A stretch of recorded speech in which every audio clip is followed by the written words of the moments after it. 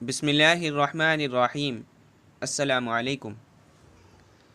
दोस्तों, मैं आज आपको नमाज से मुताल्लिक़ कुछ ऐसी बातें बताने जा रहा हूँ जो लोगों में गलत मशहूर हो गई हैं और लोग उसको सही समझकर करते हैं।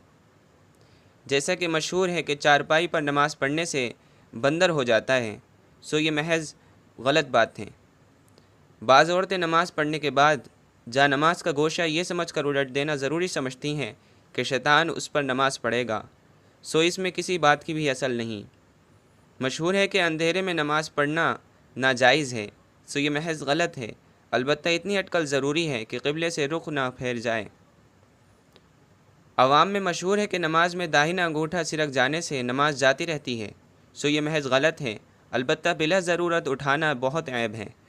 अवाम में मशहूर है कि ईशा की नमाज से पहले सो जाने से नमाज क़ज़ा हो जाती है, लिहाजा फिर पढ़े तो क़ज़ा की नीयत से पढ़े, सो ये बात बिल्कुल गलत है। कुछ लोग ऐसे मर्ज़ में नमाज छोड़ देते हैं जिसमें बदन और कपड़े का पाक रहना मुश्किल है, और ये समझते हैं कि इस हालत में नमाज जायज़ होने की कोई सूरत नहीं, सो ये ख्याल गलत है। उलमा से मसाइल पूछकर नमाज़ पढ़ना चाहिए। ऐसी हालत में भी नमाज दुरुस्त हो जाती है जब धोने से सख्त तकलीफ़ हो या मर्ज़ बढ़ने का डर हो और कपड़े बदलने के लिए ज़्यादा ना हो, तो इसी तरह नमाज दुरुस्त हो जाती है। अक्सर लोगों की आदत है कि नमाज के अंदर कपड़ों से या बालों से खेलते हैं।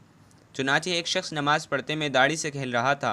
हुज़ूर सल्लल्लाहु अलैहि वसल्लम ने फरमाया कि अगर इसके क़ल्ब में डर होता तो दाढ़ी से ना खेलता।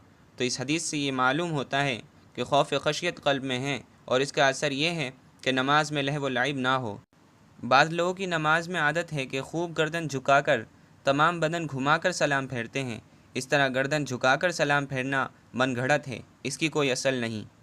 दोस्तों, ये कुछ ऐसी बातें हैं जो आवाम में गलत मशहूर हो गई हैं और लोग इसे सही भी समझते हैं।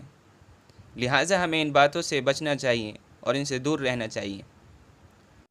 अगर दोस्तों आपके यहाँ भी इसी तरह की कोई गलत बात मशहूर है और आप उसके मुतालिक जानना चाहते हैं, तो आप ज़रूर कमेंट बॉक्स में उसको लिख सकते हैं।